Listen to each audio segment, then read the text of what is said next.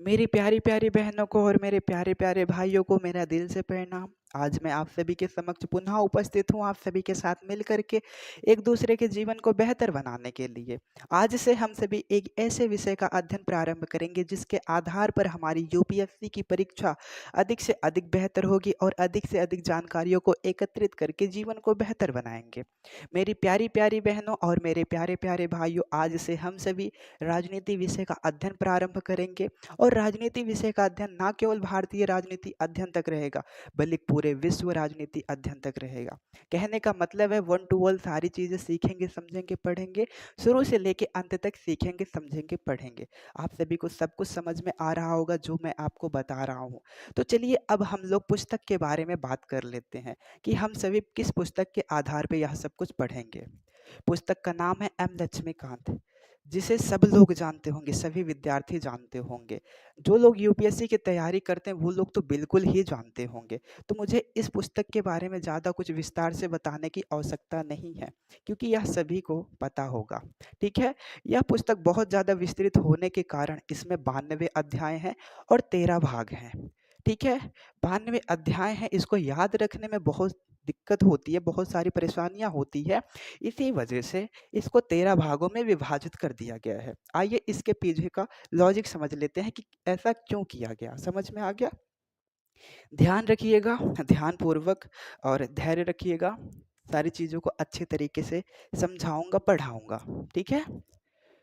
तो हमारे राजनीति विषय यानी कि हम लक्ष्मीकांत पुस्तक में कितने भाग हैं? भाग कितने हैं? भागों की संख्या ध्यान से देखिएगा। कितना? 13। अब 13 भागों में कितने अध्याय विभाजित हैं? अध्याय की संख्या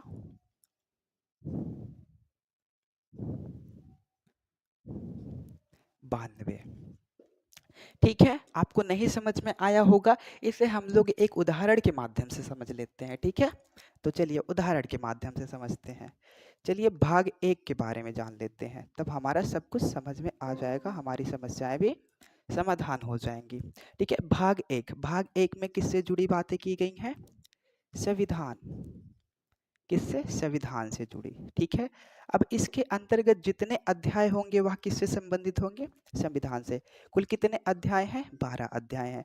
अगर बात की जाए इन 12 अध्यायों की, तो यह किससे संबंधित होंगे? संविधान से।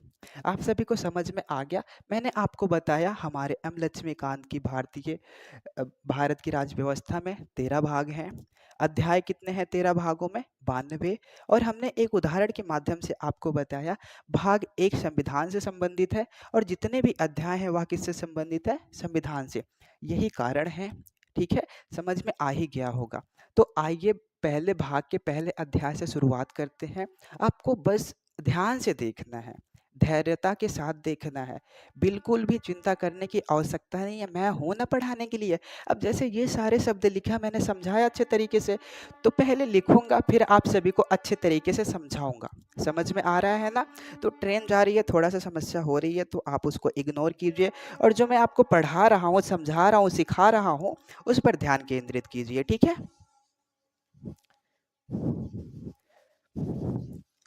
हमारा परिचय हो गया पुस्तक के बारे में कि कितने अध्याय हैं, कितने भाग हैं। अब आइए अध्याय एक से सब कुछ शुरू करते हैं। देखिए समय ज़्यादा लग सकता है, लेकिन जो जो भी मैं पढ़ाऊंगा बहुत ही अच्छे तरीके से समझाऊंगा। ऐतिहासिक पृष्ठभूमि हमारे अध्याय के पहले अध्याय एक का नाम है। ठीक है। ऐतिहासिक पृष्ठभूमि, ये हमारा अध्याय एक है। इसे हम लोग इंग्लिश में क्या कहते हैं? Historical background. क्या? Historical background.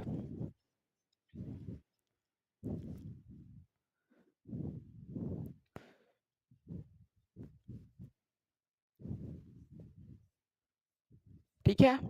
हिस्टोरिकल बैकग्राउंड, ये हमारा अध्याय हो गया। अब हिस्टोरिकल बैकग्राउंड का मतलब मैं आपको पहले बता देता हूँ।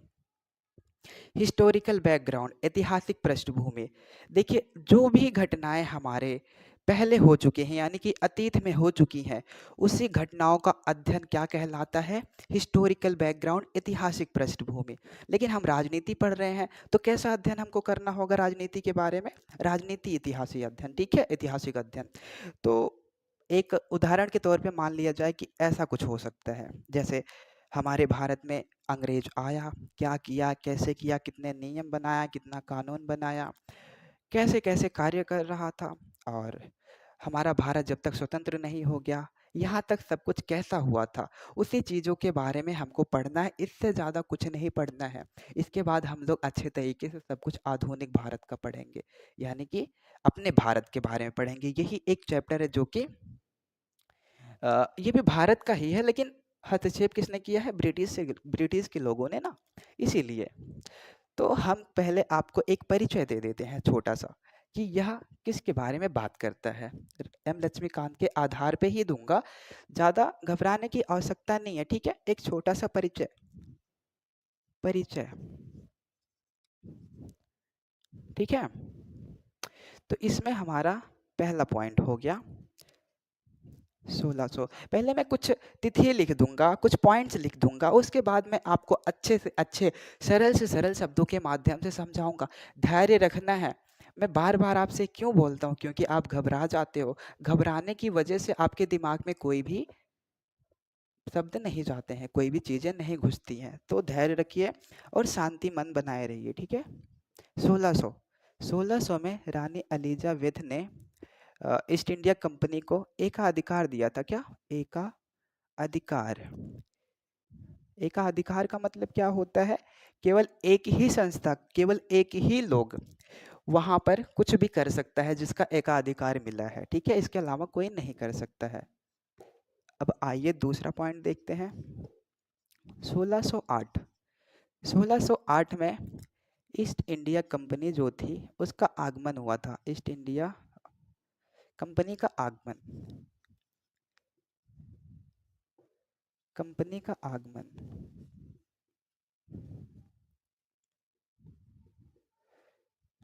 मेरी प्यारी प्यारी बहनों और मेरे प्यारे प्यारे भाइयों, लाइट जा चुकी है, तो लाइट आने के बाद हम लोग पुनः आरंभ करेंगे, ठीक है? तब तक आप सभी रुकिए।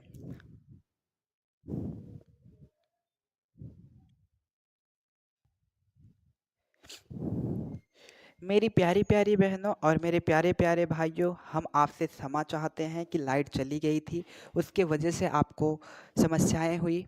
तो चलिए अब हम लोग पुनः आरंभ करते हैं, ठीक है? हमने दूसरा पॉइंट देख लिया था। तीसरा पॉइंट क्या है? उद्देश्य। इनके उद्देश्य को जान लेते हैं, ठीक है? इनका उद्देश्य क्या रहा होगा? व्यापार करने का, व्यापार करने का।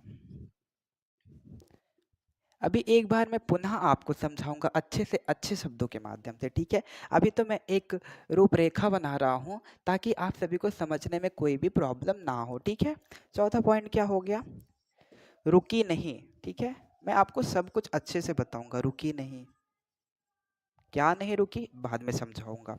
पांचवा, 1765 में लड़ाई किया, लड़ाई हुई, और दीवानी अधिकार प्राप्त किए।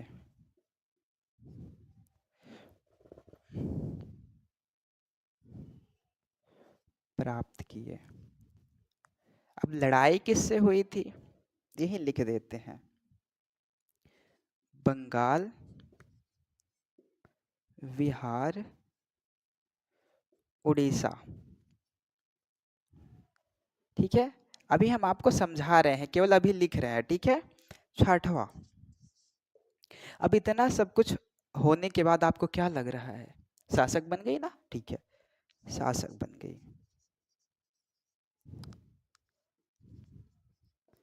कंपनी अब क्या बन गई? शासक बन गई। सातवां पॉइंट क्या है हमारा? अब जब शासक बन गई है, अब मान लीजिए हमारे भारत में कोई कंपनी आई और वह हमारे भारत पर नियंत्रण कर करके शासन करने लगी। आई किस लिए थी? व्यापार करने के लिए।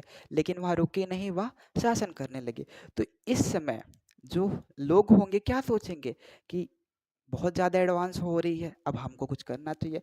तो लोगों ने, भारत के लोगों ने कुछ करने का सोचा, ठीक है? लड़ाई झगड़ा। तो 1857 की क्रांति, ठीक है? 1857 में एक क्रांति हुई जो भारत के लोगों द्वारा की गई, उसे हम लोग किसके नाम से जानते हैं? सिपाही विद्रोह के नाम से। सिपाही विद्रोह के नाम से जानते हैं। ठीक है,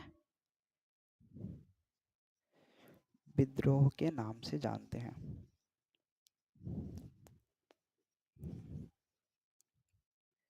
समझ में आ रहा है ना?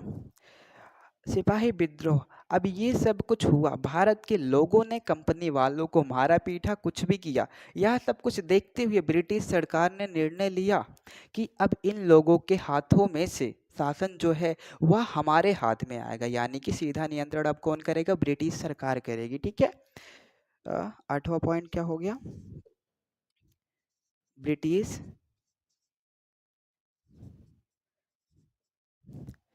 सरकार का सीधा नियंत्रण भारत पर।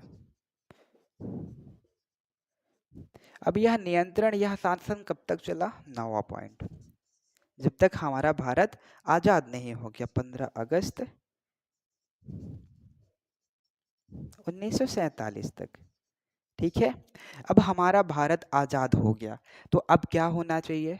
एक संविधान बनना चाहिए जिसके आधार पे हमारा भारत डेवलप हो, लोगों को न्याय मिल सके और यहाँ की प्रणालियाँ बहुत ज़्यादा अच्छी बन सके। ठीक है, और लोगों में समानता हो जाए। तो आप सभी को दिख रहा है या फिर मैं यहाँ पे लिखूं? नहीं, यहीं पे हम लिख देते हैं एडजस्ट करके। संविधान की आवश्यकता महसूस हुई, संविधान की आवश्यकता सकता महसूस हुई। ठीक है। अब संविधान भी बन गया, हमारा भारत अच्छा चलने लगा। लास्ट में एक बात और आ जाती है, ब्रिटिश सरकार और कंपनी ने मिल के शासन किया था, तो इस शासन के दौरान कुछ कुछ प्रभाव हमारे भारत पर पड़े। वही प्रभाव जो है हम अभी पढ़ेंगे, लेकिन अभी एक पॉइंट लिख लेते हैं। ब्रिटिश सरकार द्वारा, ब्रिटिश सरकार के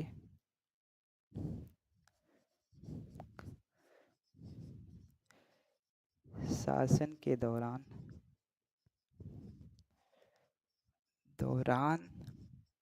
प्रभाव।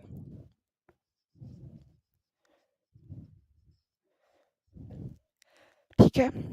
आइए अब हम एक एक करके अच्छे से अच्छे, सरल से सरल शब्दों के माध्यम से समझ लेते हैं। लिखा हुआ आपके सामने है और उसे मैं अच्छे से अच्छे शब्दों के माध्यम से समझाऊंगा, तो आपको क्यों नहीं समझ में आएगा? अगर आपको फिर भी नहीं समझ में आता है तो फिर पता है क्या है?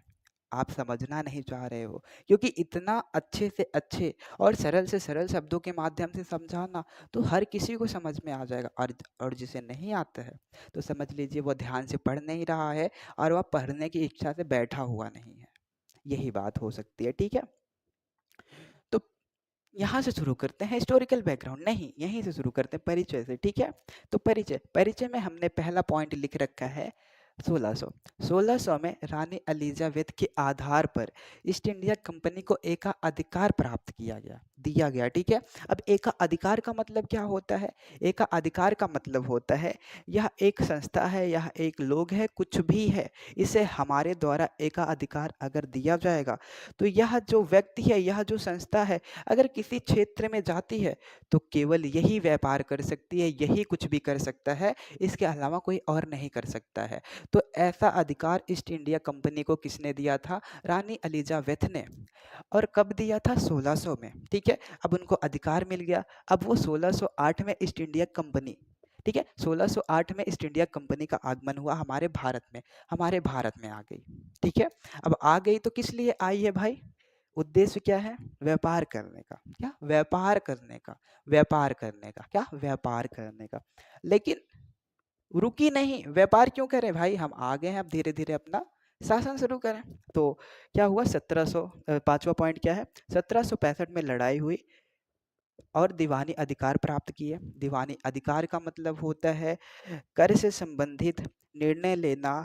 जैसे मान लीजिए हम भारत के नागरिक हैं और ईस्ट इंडिया कंपनी हमारे पे शासन कर रही है और हमसे वह दीवानी अधिकार प्राप्त कर लेती है, तो मतलब है, अब जो कुछ भी हम सब करेंगे, चाहे किसी को पैसे देने हो या फिर किसी से लेने हो, किसी वस्तु का इस्तेमाल करना हो या फिर किसी को मारना हो, पीटना हो, हर एक निर्णय कौन लेगी? East India company. दीवानी अधिकार का मतलब यही होता है।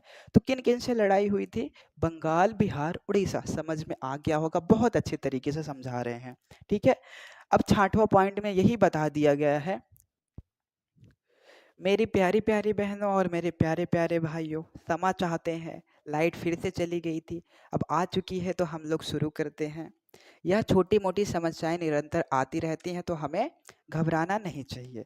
तो हम सभी ने शासक बन गई थी, यहाँ तक समझ लिया था। ओके, अब 7वां पॉइंट क्या कहता है? 1857। अब जब ये सब कुछ हो गया, शासन करने लगी और यहाँ पे केवल व्यापार करने के लिए आई, तो अब भारत के लोगों में एक मन में आया कि ये तो व्यापार करने आई थी, अब यह शासक बन गई, शासन करने लगी। तो हमारे दिल में होगा ना कि केवल व्यापार करने के लिए आई थी लेकिन अब ये सब कुछ करने लगी। तो उन्होंने लड़ाई झगड़े का एक संगठन किया 1857 में, और उसे हम लोग सिपाही विद्रोह के नाम से जानते हैं। ठीक है, अब यह सब कुछ जो हुआ, ये सब कुछ देखने के बाद ब्रिटिश सरकार ने सीधा नियंत्रण भारत भारत पर कर लिया। क्यों कर लिया? क्योंकि अब इसके हाथ में रहेगा तो बहुत सारी समस्याएं हो सकती, हम लोग उसको मार पीट के भगा देंगे। यह सब कुछ जानते हुए, समझते हुए, अपने दिमागों का इस्तेमाल करते हुए उसने सोचा कि अब ये शासन नहीं संभाल सकती, ये शासन नहीं कर सकती है, अब हमें ही कुछ करना होगा। तो ब्रिटिश सरकार ने सीधा नियंत्रण अपने हाथों में ले लिया। समझ में आ गया? और यह शासन कब तक करते रहे ब्रिटिश सरकार के लोगों ने? 15 अगस्त 1947 तक, जब तक हमारा भारत स्वतंत्र नहीं हो गया। अब हमारा भारत स्वतंत्र भी हो गया तो क्या चीज़ की आवश्यकता महसूस हुई? संविधान की, क्योंकि संविधान बिना किसी भी देश की प्रगति नहीं हो सकती है। किसी भी देश में लोगों को न्याय नहीं मिल सकता है, किसी भी देश में जनता सर्वोच्च नहीं हो सकती है, मतलब कुछ भी नहीं हो सकता है। कभी एक देश विकास कर ही नहीं सकता बगैर संविधान के। ठीक है, तो संविधान की आवश्यकता महसूस हुई। 26 जनवरी 1950 को संविधान लागू हो गया। उसके बाद हम लोग को एक बातें और ध्यान रखनी है। ब्रिटिश सरकार के शासन के दौरान हमारे भारत पर कुछ प्रभाव आए थे। जैसे हमारे भारत में स्त्रियों को मर्द के साथ जलना होता था, इसे हम लोग सती प्रथा के नाम से जानते थे। इसका भी उल्लंघन अंग्रेजों ने किया था। तो ऐसे ऐसे कई कार्य हैं जिसके वजह से हमारा भारत प्रभावित हुआ, और प्रभावित होने के कारण अ, कई सारी चीज़ों को संविधान में भी जोड़ा गया, जो कि आपको आगे पढ़ने को मिलेगा, अभी नहीं। यहाँ तक सब कुछ समझ में आया कि नहीं आया? सब कुछ अच्छे से अच्छे शब्दों के माध्यम से समझाया ना? एक परिचय ही है जो को मैंने आपको अच्छे तरीके से बता दिया, जो कि मैंने आपको अच्छे तरीके से बता दिया। सॉरी, वो थोड़ा सा मिस्टेक हो जाता है। तो इन दोनों को हम लोग कितने भागों में पढ़ेंगे? पहले भाग में हम लोग पढ़ते हैं ईस्ट इंडिया कंपनी का शासन। कंपनी का शासन 1600 से लेकर के 1857 तक या फिर 1858 तक। ठीक है, ठीक है। ईस्ट इंडिया का शासन 1600 1858। ठीक है, दूसरा भाग ताज का शासन।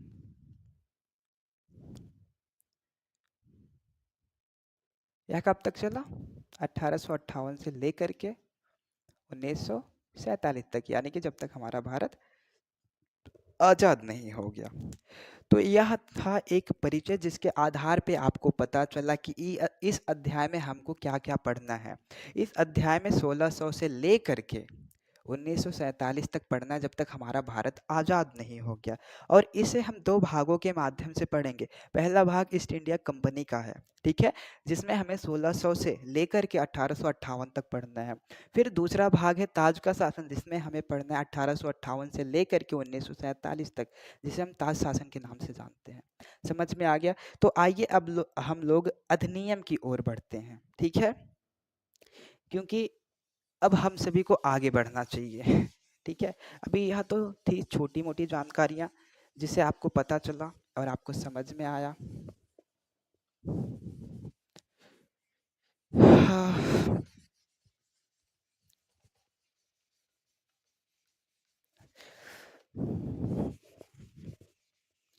ये जो व्हाइट बोर्ड है, इसको जब हम इरेज करते हैं तो हमारा जो डस्टर है, इरेज करने वाला उपकरण जो है वह इरेज करने से ज़्यादा गंदा करने पर ध्यान देता है। ठीक है, तो चलिए शुरू करते हैं। तो अधिनियम बनाने के कारण क्या थे पता है? पहला कारण था शासन को अधिक प्रभावी बनाना। दूसरा कारण था ब्रिटिश सरकार द्वारा कंपनियों पर नियंत्रण करना। इतना तो हर किसी में कॉमन ही कॉमन है। और एक बात और है, पहला अधिनियम बनाया गया 1773 का रेगुलेटिंग अधिनियम। ये थोड़ा सा खास हो सकता है और आपको ये चीज़ ध्यान रखनी भी चाहिए। ठीक है, 1773 का। आप घबराइएगा बिल्कुल भी नहीं। पहली बात तो पढ़ाई तो रहे हैं, ये 4 अंक हैं, ये समझने में आपको क्या दिक्कत हो सकती है? बिल्कुल नहीं होगी। 1773 का रेगुलेटिंग अधिनियम कितना अच्छा लग रहा है सुनने में। रेगु ओके,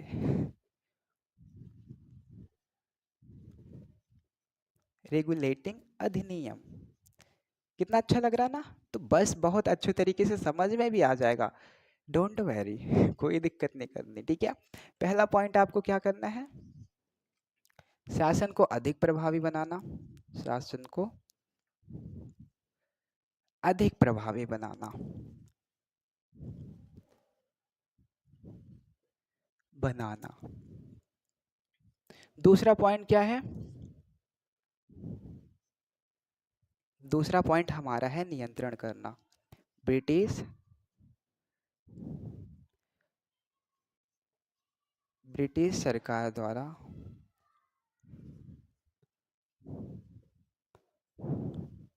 कंपनी पर नियंत्रण पाना।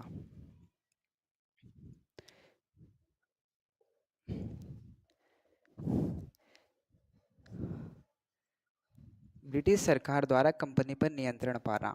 ठीक है, तीसरा पॉइंट क्या है?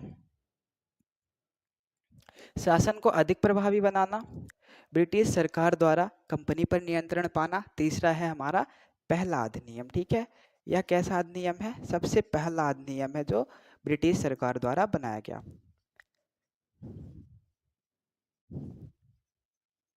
ठीक है,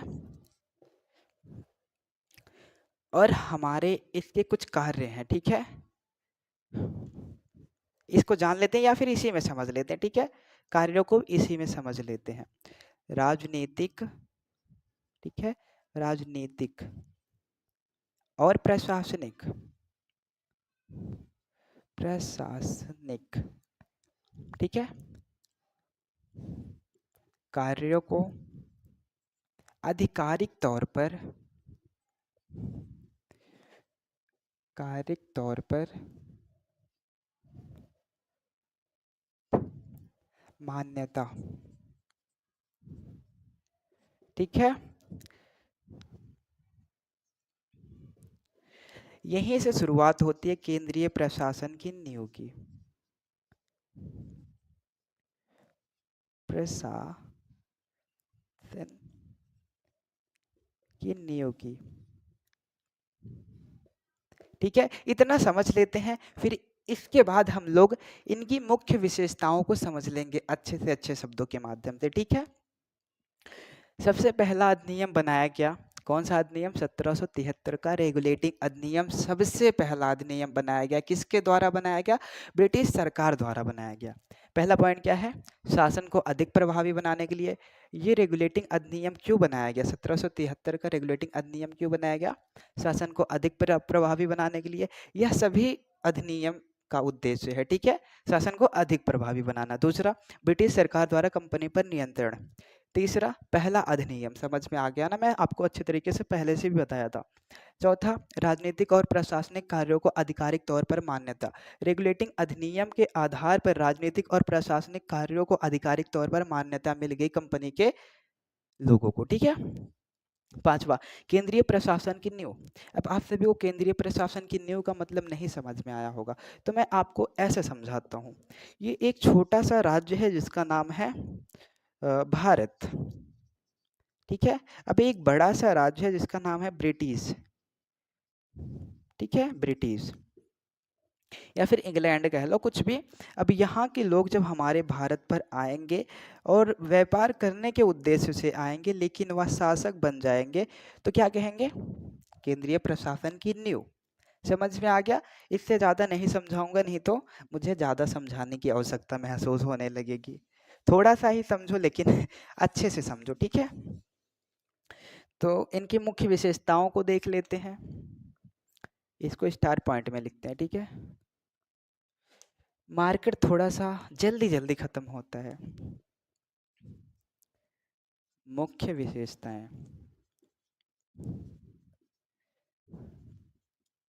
मुख्य विशेषताएं, ठीक है, कुछ इस प्रकार हैं। पहला, गवर्नर जनरल का पद।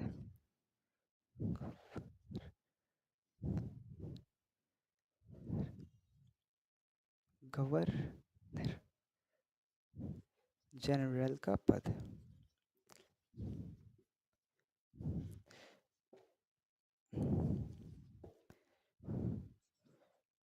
मुंबई और मद्रास के गवर्नर।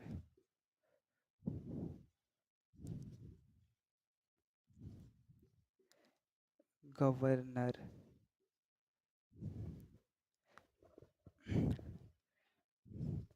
उच्चतम न्यायालय की स्थापना। उच्चतम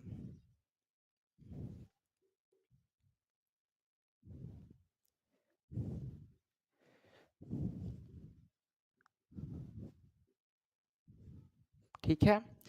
चौथा हो गया कर्मचारियों पर प्रतिबंध।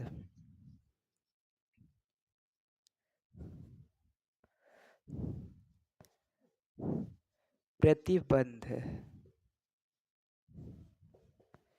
लास्ट हमारा हो गया ब्रिटिश सरकार का नियंत्रण।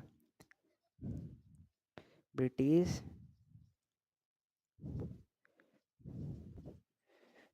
कार का, दिख रहा है ना मेरी प्यारी प्यारी बहनों और मेरे प्यारे प्यारे भाइयों?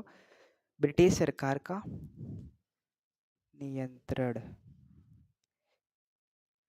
कोर्ट ऑफ डायरेक्टर के माध्यम से। डायरेक्टर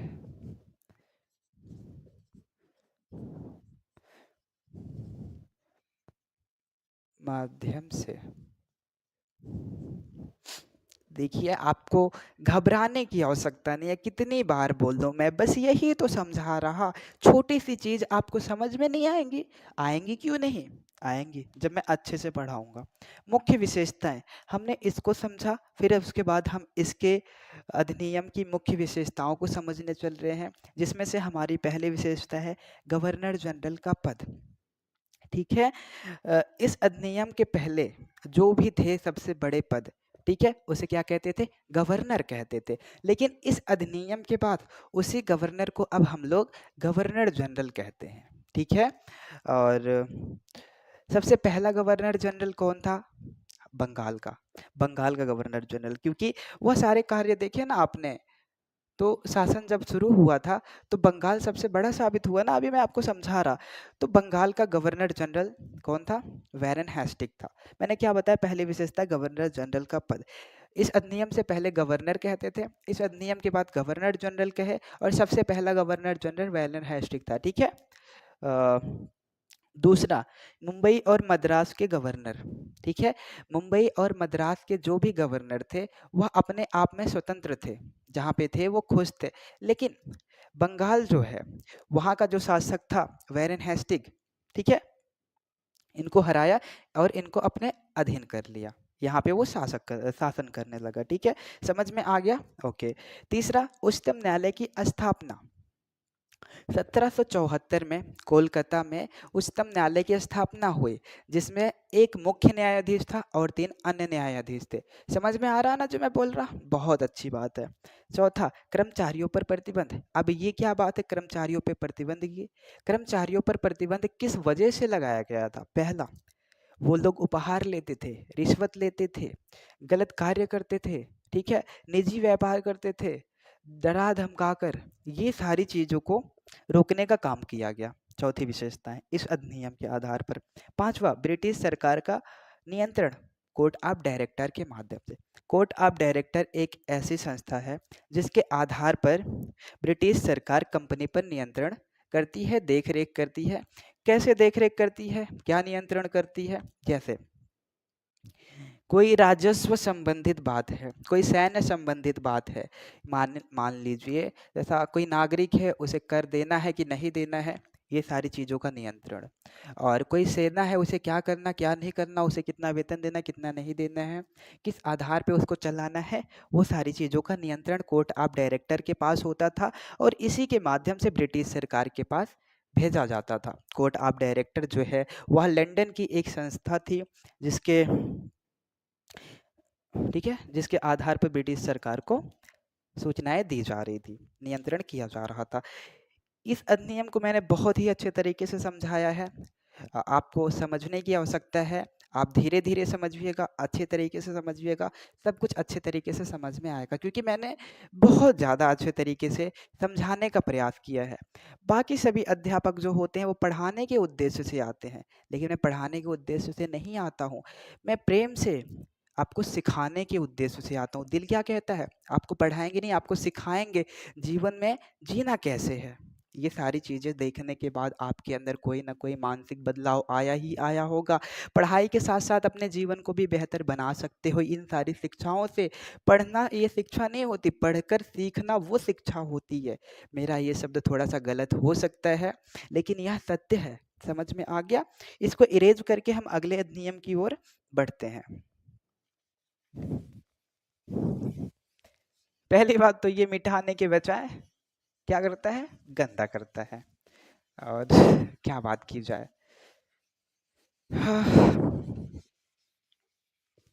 मैं कहता हूँ जीवन में धैर्य रखो, सारी चीजें आपके पास ही आएंगी, बस आपको क्या करना, कठिन से कठिन परिश्रम करना है। ठीक है? और आपके पास सब कुछ आएगा, बस समय हो और धैर्य रखो। जल्दीबाजी से कोई चीजें हासिल नहीं होती, यदि हासिल भी होती हैं तो वह पूर्ण नहीं हासिल होती, आधी अधूरी हासिल होती है। तो धैर्य रखिए और समर्पण के साथ, कठिन परिश्रम के साथ मेहनत कीजिए। अगला अधिनियम क्या है हमारा? 1781 का संशोधन अधिनियम। ठीक है, 1781 का संशोधन अधिनियम। ठीक है, इसका केवल एक ही उद्देश्य था। उद्देश्य तो मैंने पहले ही बता दिया, वो सारे उद्देश्य सभी अधिनियमों में रहेंगे, लेकिन इसका कुछ खास उद्देश्य था। जो अभी हमने अधिनियम पढ़ा था 1773 का रेगुलेटिंग अधिनियम, उसकी कमियों को दूर करने का।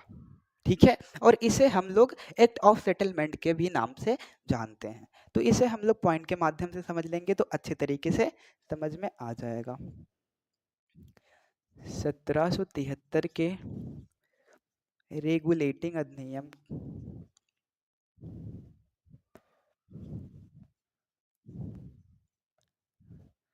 अधिनियम की अधिनियम की कमियों को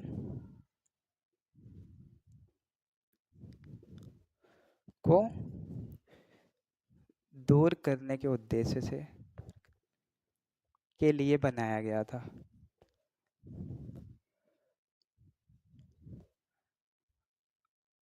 गया, ठीक है। दूसरा पॉइंट, इनका उद्देश्य क्या था? ओह, उद्देश्य नहीं, इसे एक्ट ऑफ सेटलमेंट के भी नाम से जानते हैं। उद्देश्य तो हमने पहले ही बता रखे हैं, अधिक प्रभावित बनाना और नियंत्रण करना। ठीक है, ब्रिटिश सरकार द्वारा। क्या इसे एक्ट ऑफ सेटलमेंट के भी नाम से जानते हैं?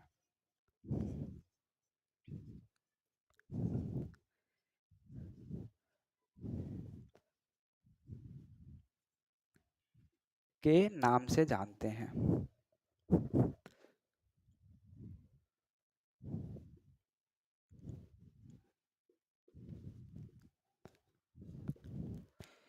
इतनी ही बातें आपको ध्यान में रखनी है। इसके बाद हम लोग मुख्य विशेषताओं पे चर्चा करेंगे। 1700 1781 का संशोधन अधिनियम का जो उद्देश्य था वो क्या करना था, 1773 के रेगुलेटिंग अधिनियम की कमियों को दूर करने का। कुछ कमियां थी, ठीक है, और इसे हम लोग एक्ट ऑफ सेटलमेंट के नाम से भी जानते हैं।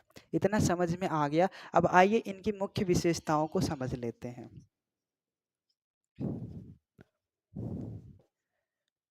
विशेषताएं।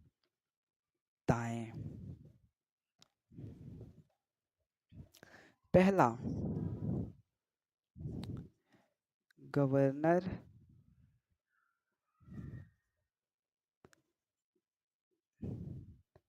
जनरल और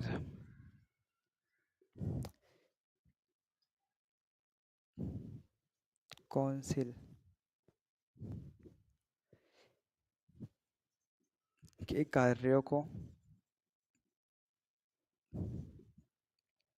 सर्वोच्च न्यायालय द्वारा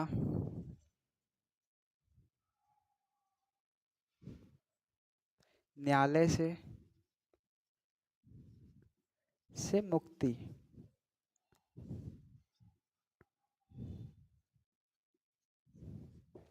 क्षमा चाहेंगे पुनः, फिर से लाइट चली गई, अभी आने के बाद पुनः आरंभ करेंगे। तब तक के लिए कृपया इंतजार कीजिए। मेरी प्यारी प्यारी बहनें और मेरे प्यारे प्यारे भाइयों, हम आपसे पुनः क्षमा चाहते हैं, आपको हमने इंतजार कराया, क्योंकि हमारे वश में नहीं है लाइट आना और लाइट जाना। तो आप सभी हमें क्षमा कीजिए और आइए पुनः आरंभ करते हैं। और लाइट जाने की वजह से हमने अपने मार्कर में स्याही डाल ली है, तो चलिए आगे बढ़ते हैं। दूसरा, राजस्व मामलों को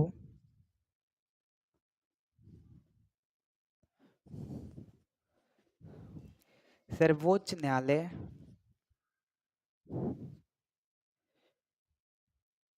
न्यायालय न्यायालय ठीक है, न्यायालय के क्षेत्राधिकार से न्यायालय से मुक्ति।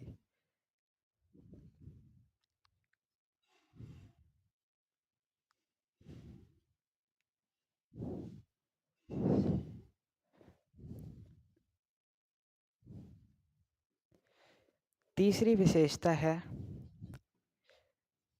कलकत्ता के निवासियों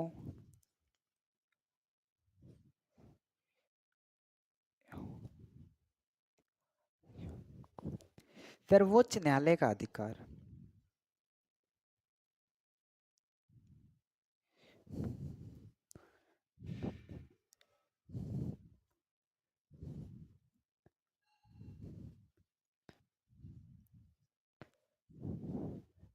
चौथा,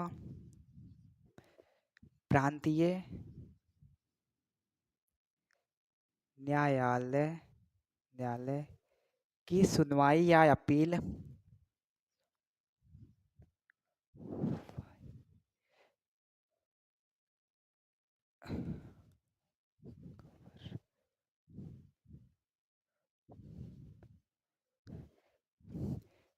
जनरल इन काउंसिल में होगी।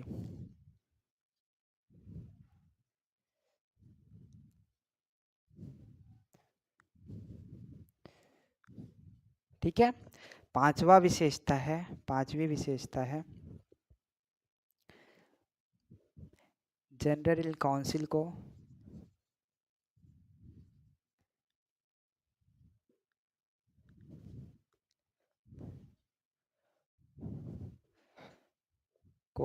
कानून बनाने का अधिकार।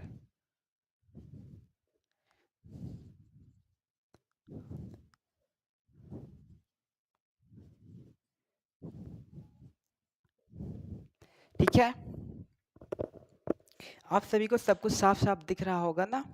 ये थोड़ा सा धुंधला दिख रहा है तो कोई दिक्कत नहीं है, आप सभी समझने का प्रयास कीजिएगा, ठीक है। तो हमने मुख्य विशेषताओं के बारे में चर्चा करने का संकल्प लिया था या फिर करने की चर्चा की थी। तो लाइट चली गई, उसके कारण से हम लोग थोड़ा-सा समझ पाए, थोड़ा-सा नहीं समझ पाए।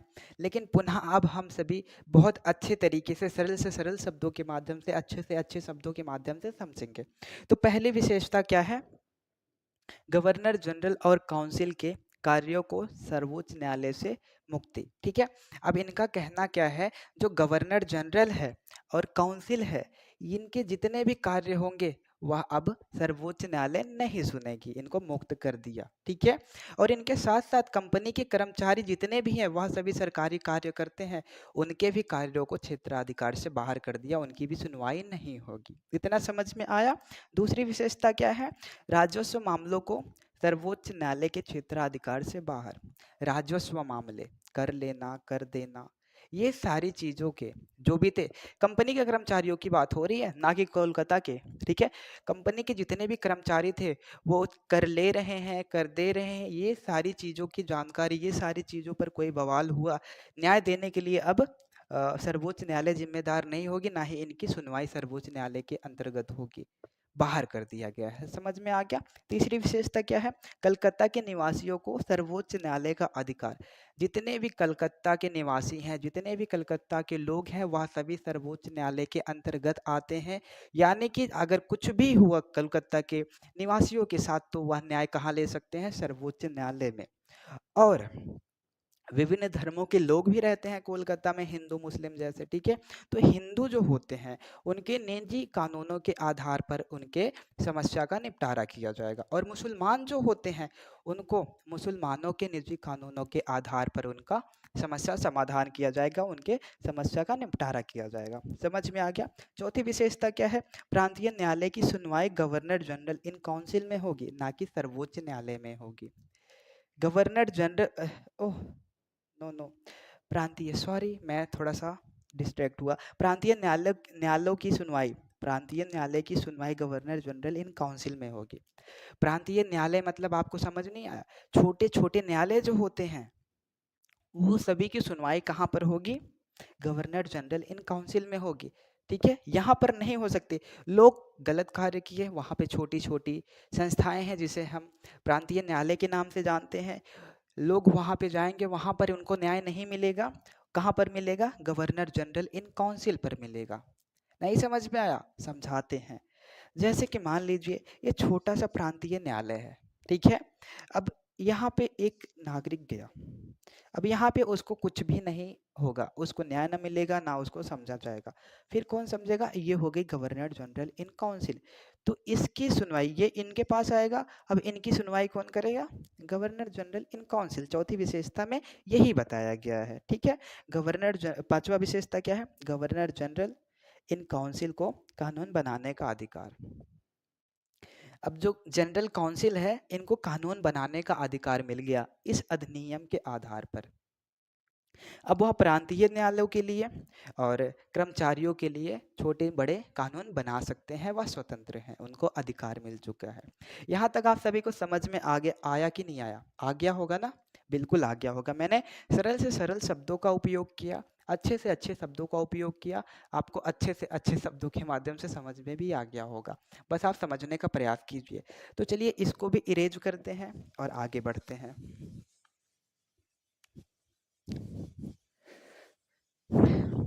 देखिए, समय लगता है किसी भी चीज को करने में, समझने में समय लगता है। यदि समय नहीं लगा तो फिर आप आधी अधूरी जानकारियां ही एकत्रित कर सकते हो, और वह आधी अधूरी जानकारियां किसी भी काम नहीं आएंगी, वो व्यर्थ ही होंगी। ठीक है,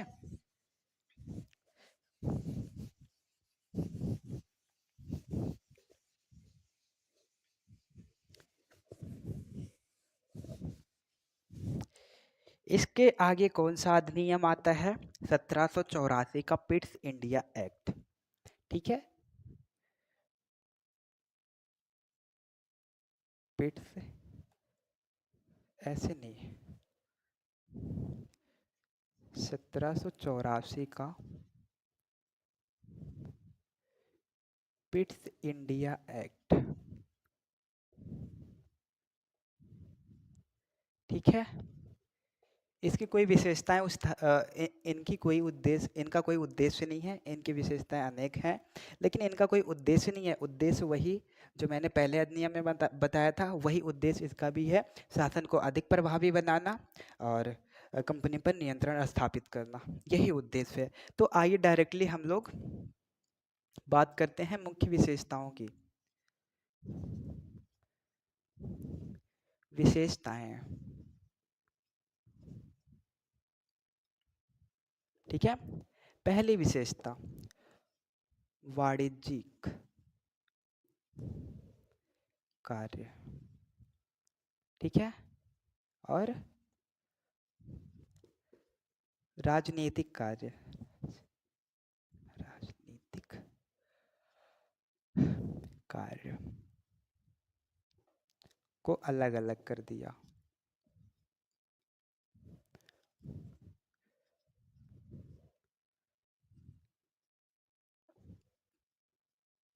ठीक है।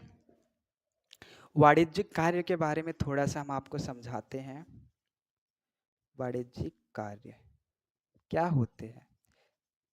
जैसे व्यापार करना,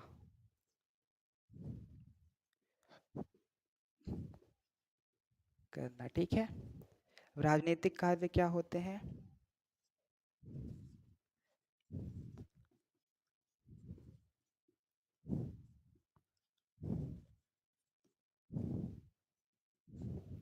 शासन करना, कानून बनाना, और भी ऐसे ही बहुत सारे कार्य, ठीक है। इसको हम अभी समझेंगे।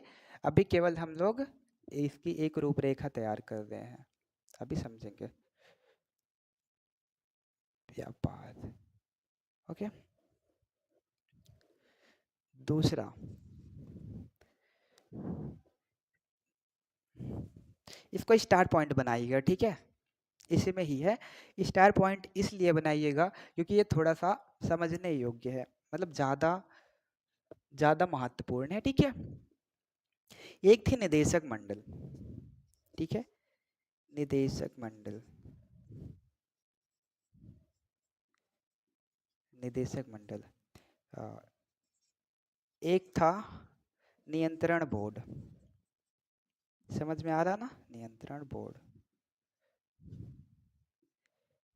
यह दोनों संस्थाएं इंग्लैंड की ही थी, ठीक है। यह निदेशक मंडल जो था, यह संस्था जो थी वो वाणिज्यिक कार्यों पर ध्यान रखती थी, यानी कि उसका कारोबार संभालती थी।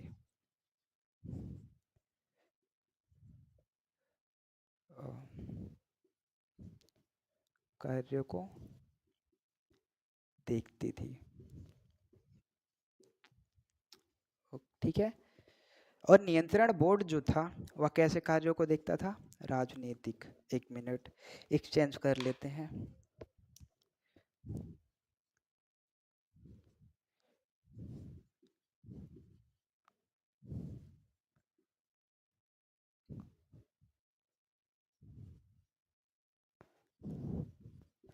देखती थी, ठीक है।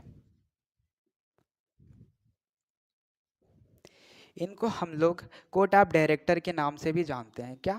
कोर्ट ऑफ डायरेक्टर के नाम से। ऐसे कर लेते हैं, कोर्ट ऑफ डायरेक्टर,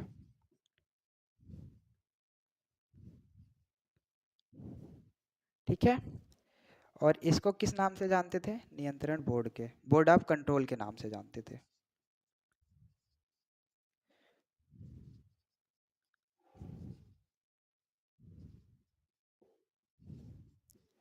ठीक है।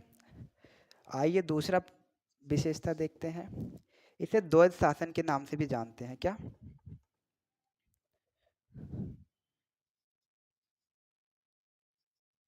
द्वैध शासन के नाम से जानते हैं,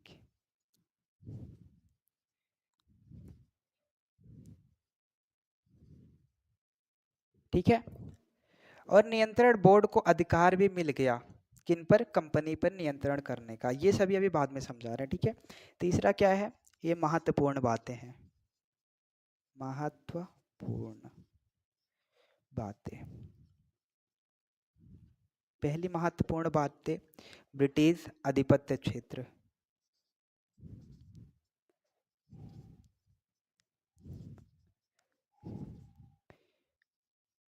पत्य क्षेत्र। दूसरा, ब्रिटिश सरकार का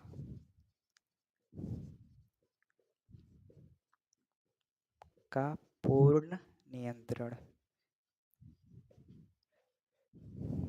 ठीक है, बिल्कुल भी घबराने की आवश्यकता नहीं, चिंता बिल्कुल भी नहीं करना, चिंता बिल्कुल भी नहीं करना। मैं आपको अच्छे से अच्छे शब्दों के माध्यम से समझाऊंगा, सरल से सरल शब्दों के माध्यम से मैं समझाऊंगा। 1784 का पिट्स इंडिया एक्ट, 1784 का पिट्स इंडिया एक्ट, इसका कुछ भी उद्देश्य नहीं था। वही सारे उद्देश्य थे, कमियों को दूर करना, शासन को अधिक प्रभावी बनवाना और कंपनी पर नियंत्रण पाना। इनकी मुख्य विशेषताओं को देख लेते हैं। पहली इनकी विशेषता है वाणिज्यिक कार्यों और राजनीतिक कार्यों को अलग अलग करना। वाणिज्यिक कार्य का मतलब होता है व्यापार करना, राजनीतिक कार्य का मतलब होता है शासन करना, कानून बनाना। ठीक है, और दूसरा हमारा इम्पोर्टेंट पॉइंट जो है, थोड़ा ध्यान रखने योग्य है, तो उसको हम स्टार पॉइंट के माध्यम से पढ़ते हैं।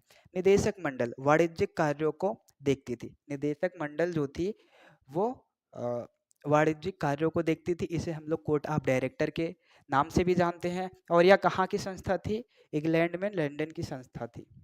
ठीक है, नियंत्रण बोर्ड, ये दूसरा मेन पॉइंट है। नियंत्रण बोर्ड, नियंत्रण बोर्ड जो है राजनीतिक कार्यों को देखती थी। इसे हम लोग बोर्ड ऑफ कंट्रोल के भी नाम से जानते हैं। यहाँ पे बड़े बड़े अधिकारी, मंत्री, संसद लोग रहते थे और ये लोग ब्रिटिश सरकार के अंतर्गत आते थे। ब्रिटिश सरकार ही थी, इसीलिए द्वैत शासन के नाम से जानते हैं, क्योंकि यह संस्था जो थी वो किसकी थी? कंपनी की। और यह संस्था जो थी वो ब्रिटिश सरकार की थी। तो जब ब्रिटिश सरकार और कंपनी के लोग, कंपनी की संस्था और ब्रिटिश सरकार की संस्था मिलकर जब शासन करेंगे तो उसे हम क्या कहेंगे? द्वैत शासन के नाम से जानेंगे, क्योंकि वह दोनों लोग अब मिल करके भारत पर नियंत्रण और शासन कर रही हैं। तो इसीलिए हम लोग द्वैत शासन के नाम से भी जानते हैं इस अधिनियम को। तीसरा, महत्वपूर्ण बातें। मैंने आपको एक चीज भूल गया बताने, बोर्ड, नियंत्रण बोर्ड को यानी कि बोर्ड ऑफ कंट्रोल को यह अधिकार भी मिला कि आप इन पर नियंत्रण रख सकते हो, जैसे राजस्व, सैन्य, नागरिक से संबंधित कुछ भी हो, आप नियंत्रण कर सकते हो। तीसरा, तीसरा क्या महत्वपूर्ण बातें? पहला, ब्रिटिश आधिपत्य क्षेत्र। इसका मतलब क्या है? भारत में कंपनी के अधीन क्षेत्र को क्या कहा गया? ब्रिटिश आधिपत्य क्षेत्र। मान लीजिए ये हमारा हो गया भारत, इसमें कई सारे क्षेत्र हैं, उस पर कंपनी ने शासन किया, उसी क्षेत्र को क्या कहते थे? ब्रिटिश आधिपत्य क्षेत्र। समझ में आ गया? दूसरा क्या है? ब्रिटिश सरकार का पूर्ण नियंत्रण।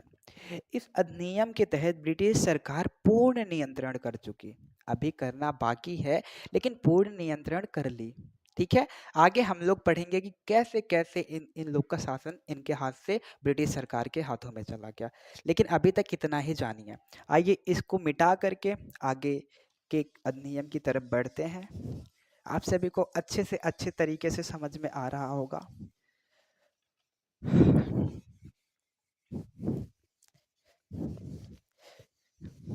थोड़ा प्रेशर ज़्यादा आ जाता है मुझ पर, तो आप सभी समझिएगा, क्योंकि वाइट बोर्ड के माध्यम से पढ़ाना लिखना ये थोड़ा सा कठिन कार्य हो सकता है, आप सभी एक बार महसूस कीजिएगा।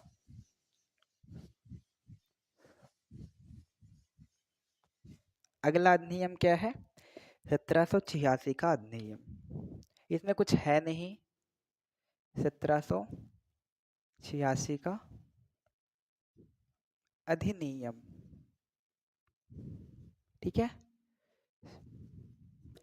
इसमें लॉर्ड कार्नवालिस के शर्तों के बारे में बात की गई है। ठीक है, दो शर्तें थी, उसको देख लेते हैं।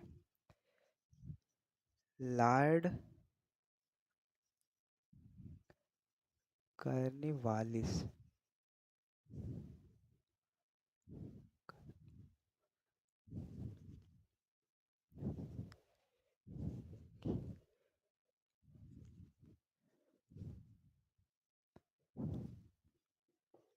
बारे में, ठीक है। इन्होंने दो शर्तें रखी थी। पहली, ठीक है, दो शर्तें रखी थी। इन्होंने दो शर्तें रखी थी।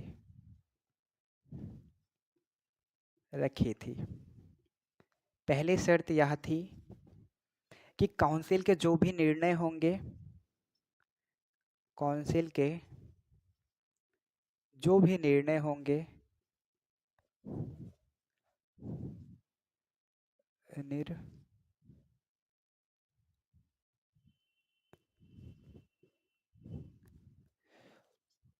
उन्हें ना मानने का अधिकार चाहिए।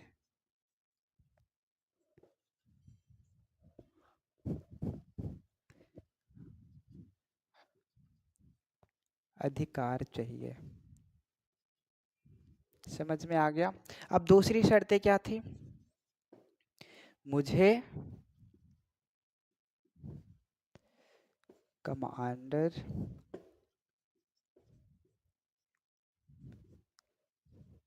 चीफ का लीडर बना दिया जाए।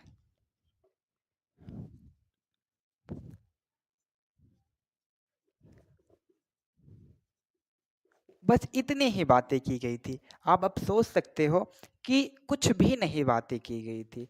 मैंने लिखने के साथ ही समझाया, आपको समझ में आ गया होगा, लेकिन मैं आपको फिर भी समझाऊंगा। 1786 का अधिनियम, इसमें लॉर्ड कॉर्नवालिस की शर्तों के बारे में बात की गई है। समझ में आ गया। लॉर्ड कॉर्नवालिस ने दो शर्तें रखी थी। पहली शर्त क्या थी? काउंसिल के जो भी निर्णय होंगे उन्हें ना मानने का अधिकार मुझे चाहिए। यानी कि वो जो भी निर्णय ले रही है, वह कह रही है ये चीज करना है तो मैं वो चीज नहीं करूंगा, मैं नहीं मानना चाहता हूं, तो मुझे इसका अधिकार चाहिए। दूसरा, मुझे कमांडर इन चीफ का लीडर बना दिया जाए। ये उन्होंने शर्तें रखी थी और यही इतना था हमें इस अधिनियम में पढ़ना, और इसी प्रावधान को आगे सभी के लिए जोड़ दिया गया। सभी के लिए ये कर दिया गया, केवल इन्हीं तक नहीं रहा। तो वो सब हम आगे पढ़ेंगे, लेकिन आज तक यानी कि अभी तक जो भी हमने पढ़ा बस इतना ही पढ़ेंगे। आगे जो कुछ भी पढ़ेंगे वो अगले भाग में पढ़ेंगे। ठीक है, समझ में आ रहा है? आज हमने पहला परिचय जाना, फिर 1773 का रेगुलेटिंग अधिनियम के बारे में समझा, 1781 का संशोधन अधिनियम देखा, 1784 का पिट्स इंडिया एक्ट देखा, चौथा हम लोग ने ये देखा 1786 का अधिनियम। इतना सब कुछ आज हम इस वीडियो में कंप्लीट किए हैं, और हमने अच्छे से अच्छे शब्दों के माध्यम से कंप्लीट किया है, सरल से सरल शब्दों के माध्यम से कंप्लीट किया है। आप सभी बहुत ही आसानी से समझ पाओगे, मुझे उम्मीद है, और आप सभी मेहनत से पढ़िए। इतना तक हमने इसमें कंप्लीट किया है। अब अगले भाग में हम सभी इसके आगे के अधिनियमों को पढ़ेंगे। ऐसे ही सब कुछ हम लोग कंप्लीट करते हुए चलेंगे और अच्छे से अच्छे शब्दों के माध्यम से कंप्लीट करेंगे। तो चलिए चलते हैं, हमारी मुलाकात कल फिर होगी वीडियो में, और हम अच्छे से अच्छे शब्दों के माध्यम से सरल शब्दों के माध्यम से इसके आगे सब कुछ पढ़ेंगे। ठीक है, आप सभी को समझ में आ रहा है ना? आप सभी बस ध्यान से पढ़िएगा, बस मेरा यही अनुरोध है, यही निवेदन है। ध्यान से पढ़िएगा, सब कुछ समझ में आ जाएगा। मैंने बहुत ही अच्छे तरीके से समझाया है। कल हम इसके आगे अच्छे से अच्छे शब्दों में पढ़ेंगे इसके आगे के अधिनियम को। आप सभी को मेरा दिल से धन्यवाद। आप सभी मेहनत करते रहिए और आगे बढ़ते रहिए। इसी में मेरी खुशी है, इसी में आपके माँ बाप की खुशी है, इसी में पूरे समाज की खुशी है। तो आप अपना समय उस स्थान पर लगाइए जहाँ से आपको शिक्षा मिले, कुछ ना कुछ तो जरूर से जरूर मिले। ठीक है, आप सभी को समझ में आ ही रहा होगा। तो और मुझे कुछ नहीं कहना है। ध्यान रखिएगा, मेहनत से पढ़ाई कीजिएगा, और माँ बाप के जो भी कार्य होंगे उनमें हाथ बटाइएगा, क्योंकि माँ बाप ही एक ऐसे शख्स होते हैं जो बच्चे की निस्वार्थ सेवा करते हैं, निस्वार्थ पैसा देते हैं। जो कुछ भी करना होता है वो निस्वार्थ ही करते हैं, और दिन रात मेहनत करते रहते हैं उस बच्चे के लिए। और वह बच्चा ना समझे तो वह बच्चा बहुत बड़ा बेवकूफ़ है, बहुत बड़ा मूर्ख है, और वैसे बच्चे को इस पृथ्वी पे रहना सही नहीं होगा। ठीक है, तो चलते हैं। ध्यान रखिएगा, माँ बाप का ख्याल रखिएगा, घर परिवार में हमेशा खुश रहिएगा, और जीवन के लक्ष्य की तरफ बढ़िएगा, और पढ़ाई लिखाई एकदम अच्छे से कीजिएगा, परिश्रम कीजिएगा, और चलते हैं।